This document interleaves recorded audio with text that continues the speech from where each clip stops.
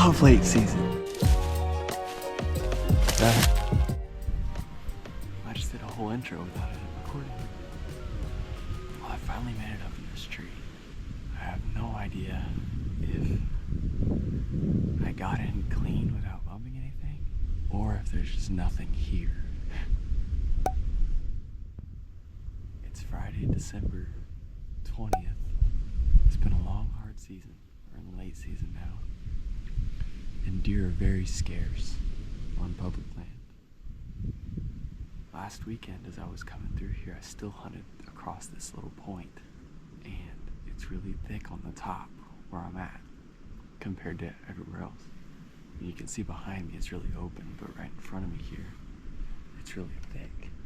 When I still hunted through here last week, I guess it would have been Sunday this week, there was a lot of droppings in this thick stuff right in front of me, and a lot of tracks and a lot of trails. So I thought I'd come in here for a quick evening sit tonight. Didn't have much time to go anywhere else. It's not that far from the parking lot, which is great, but it's thick. Not very much stuff is thick anymore this time of year. I can see the access trail right there, but this right here, it looks like the kind of spot the deer would just bed on and look at the access. We'll see what I see. Like I said, I don't know if I got it clean. I didn't hear anything run, I didn't see anything run. But I could have just got in clean because there's nothing here. It's a nice stiff north wind. It's about 28, 29 degrees. We're gonna see what we see. Anything's getting shot tonight. I don't care if it's a freaking spike. I need meat. I got a heavy trail cutting across this point. Actually right there. And right there. And there's all kinds of trails right in front of me here. But I'm gonna get my jacket on, get settled, and get quiet. I got in here so freaking quiet, so slow. I took my sweet time getting in here. I was probably 80 yards from here an hour ago, but I just took my time. I didn't want to rush it. Didn't want to blow deer out. Just took my sweet time getting in. Hopefully it pays off. We'll see. I got an hour and 15 till sunset. We'll see if anything comes by.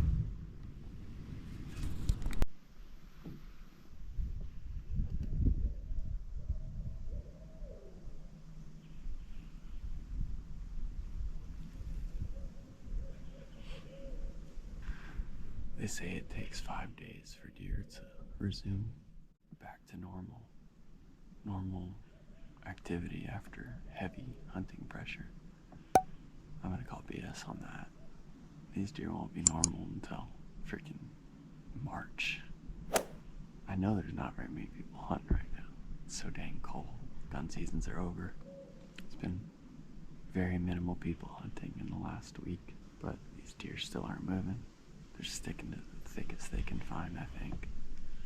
They're not moving out of it. The reason I'm hunting here is because it's thicker, but it's not like so thick that I can't hunt it. It's about sunset right now, I think.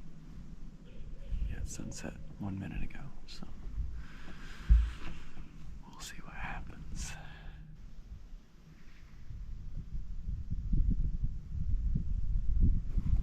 There's a deer feeding on the point, probably 60 yards away. It's coming this way.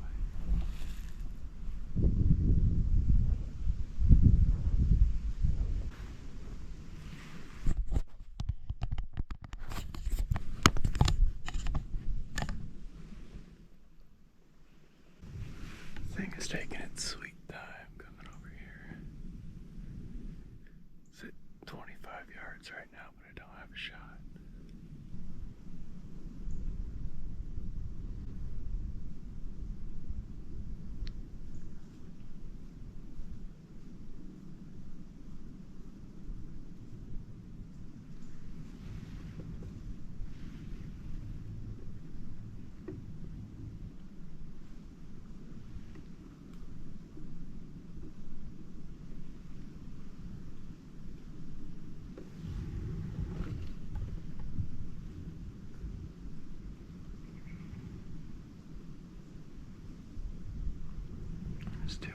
gosh. I can't take that shot.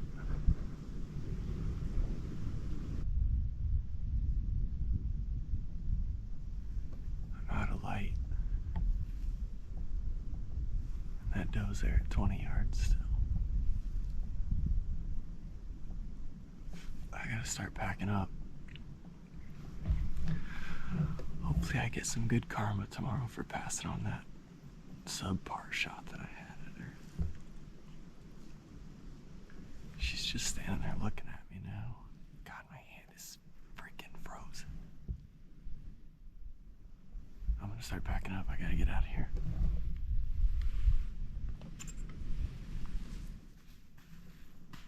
There she goes.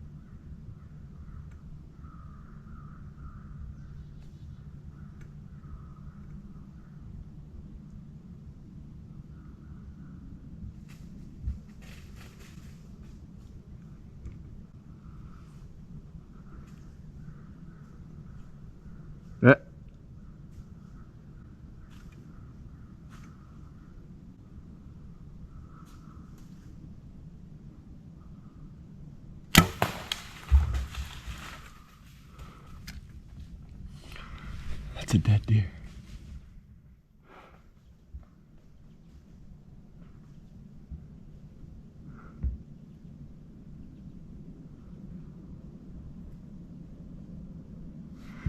It's a dead doe right there, baby. God, she saw me draw, 'cause, oh man.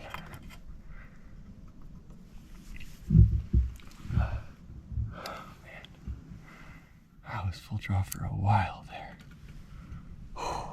Yes. Let's go. Reload.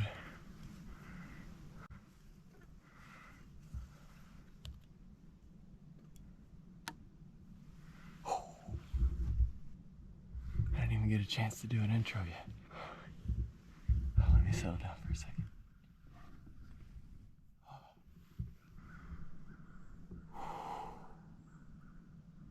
Finally made a good shot with the bow.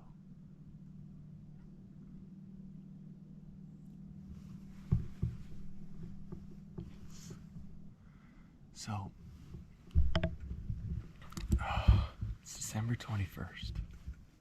It is really cold, and as you can hear, very calm this morning. Very calm. I bumped so many deer on my way in this morning because it's so freaking calm. Every little noise you make is so loud. The leaves are crunchy, the ground's crunchy. It snowed yesterday. If you touch the snow, it's crunchy.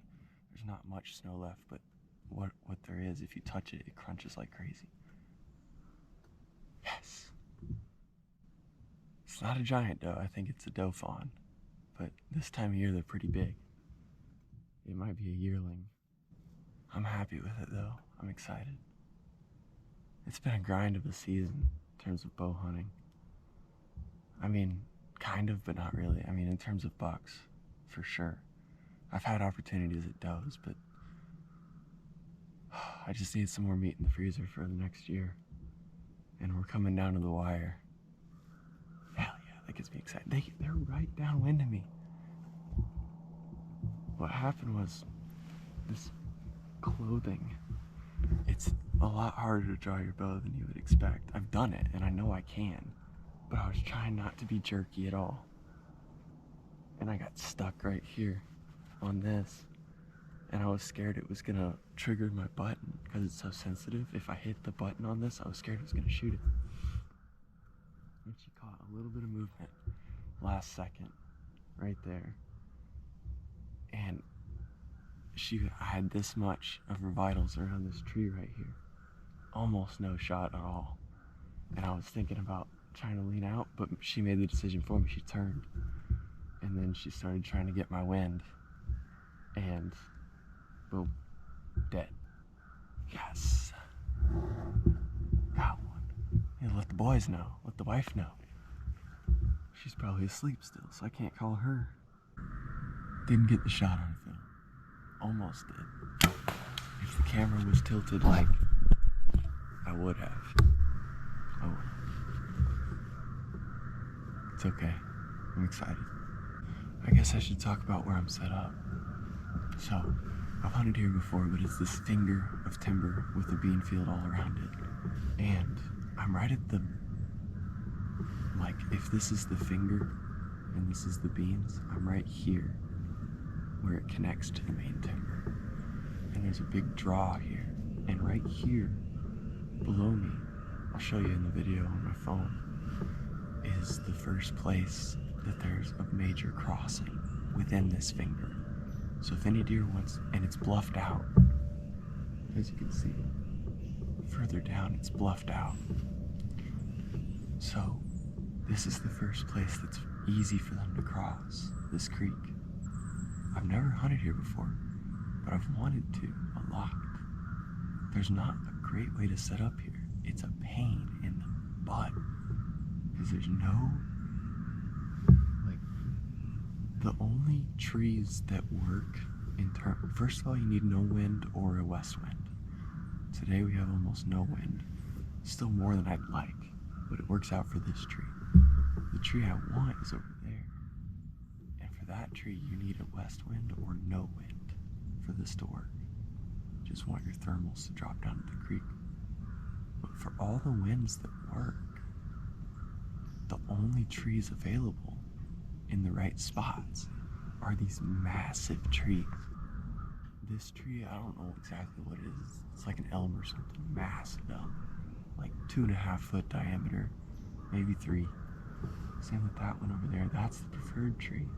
But I can't get my straps around that tree. It's too big. Every other tree is small. The only trees you can get in are these 2, 3, maybe 3 massive freaking trees.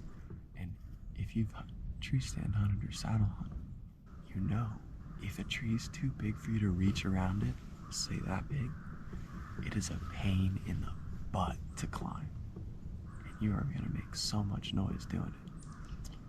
So I climbed this tree as quiet as I could, which still wasn't very quiet.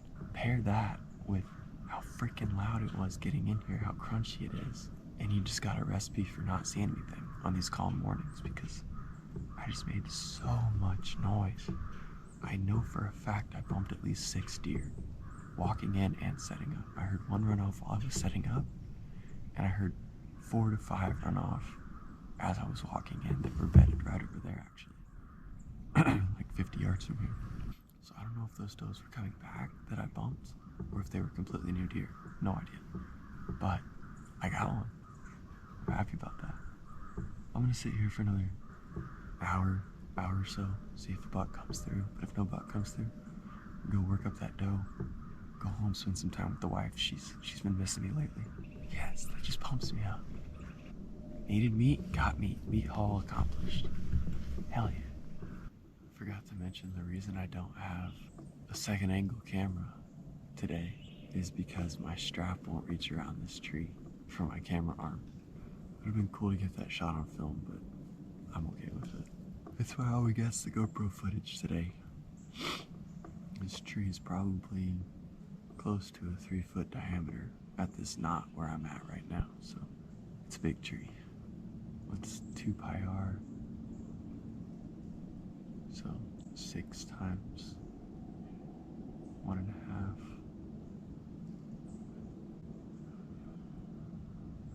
Answer. What number comes between 2 and 4? 2 and 4. Start from 1. Don't confuse him. Let him just give me. Let me hear his thinking. Shh, he's got the answer. 4, 5, 36. Assuming pi is 3, obviously. 6 times 1.5. That would be 9. They're the same picture. That took way too long for me to figure out. I'm cold. My brain's dead. 9. You'd need a 9-foot strap. I don't have a 9-foot strap. But anyway, it's 8:15 right now, 8:20 maybe.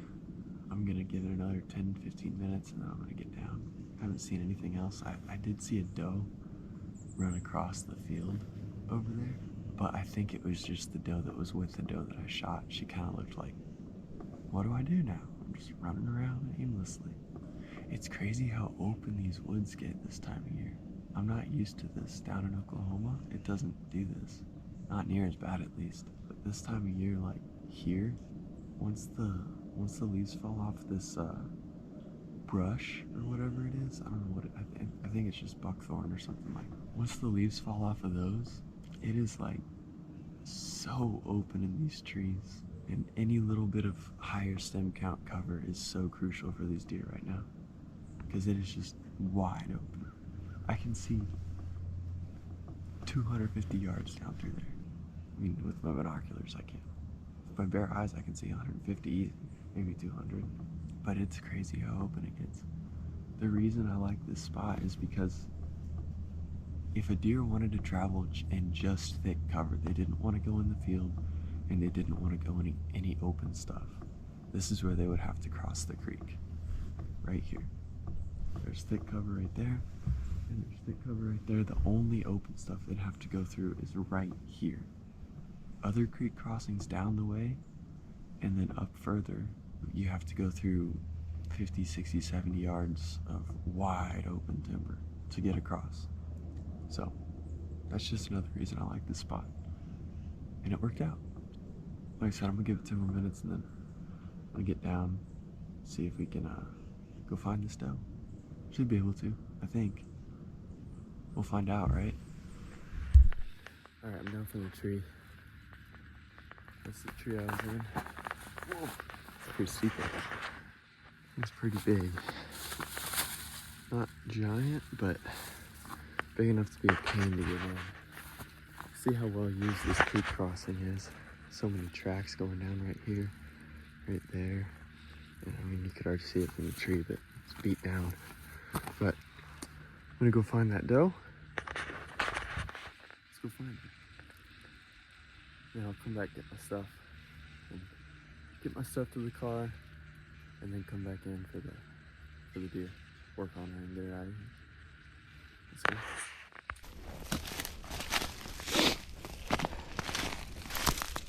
See how much thicker it is in here once you're on the ground. It's quite thick. There's the arrow. Buried in the dirt. One of the blades broke, which isn't great, but should be good blood, I'd hope. I'll leave that here. Doesn't smell like anything. I know where her initial direction was, so I'm gonna start with that and we'll see what we can. Oh, there's a ton of blood right here. Shit. Never mind. Found blood. It's all frozen. There's bubbles in it already. Oh, jeez, it's just a bloodbath. She's freaking toast. Freaking bloodbath in here.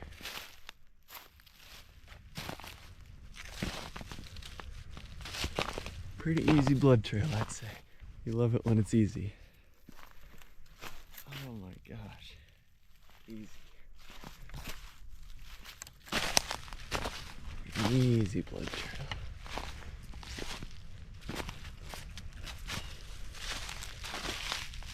Nice. That's what you like to see. Honestly, she's already gone further than I expected. She went about 40 yards already. I gotta switch hands on the GoPro. My hand's frozen. Oh god, it's cold.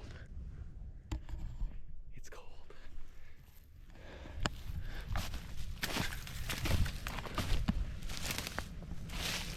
Oh, there she is. Yeah. She went a lot further than I thought.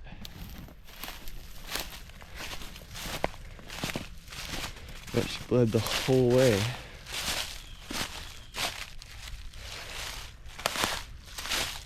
Yep. Oh baby, I think I got me a button. All right. Nice button buck, baby. Heck yeah. He ain't full grown, but he will taste amazing. And that's what I'm here for. Whoops. I hunted out of that tree a couple weeks ago. About a month ago. That's funny. It's a tree that I had that buck come by under that cedar. I wasn't ready for, and I kind of ended up passing him. Huh. Well, anyways, got one. Awesome. Just throw this guy on my shoulders, get him out of here if I wanted to. Well, I'd end up doing that. I don't know, we'll see. I gotta get my stuff back to the car, and then we'll work on this guy.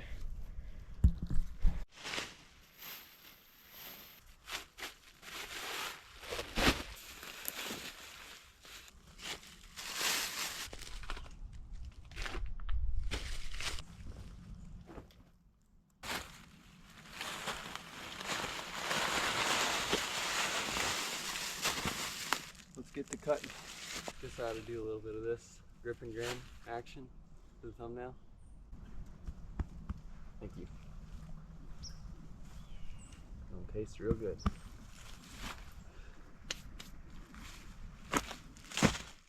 So I'm quartering this deer and I flip him over to do the other side, and it looks like somebody gave him a little bit of a shave at some point. It's all scarred up or scabbed up. Right across his back. Somebody took a bad shot at him. A really bad shot from the looks of it.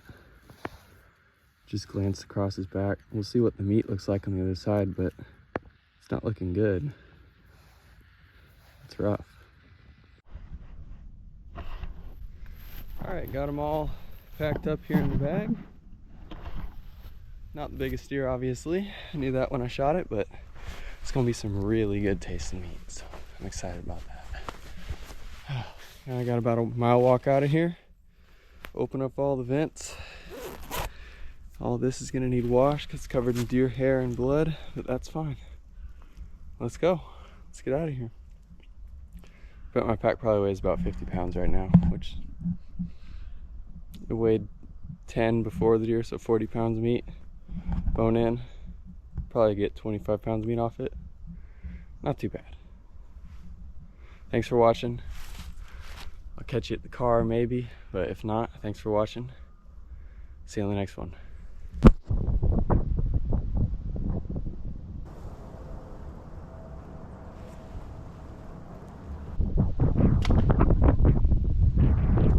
I love late season.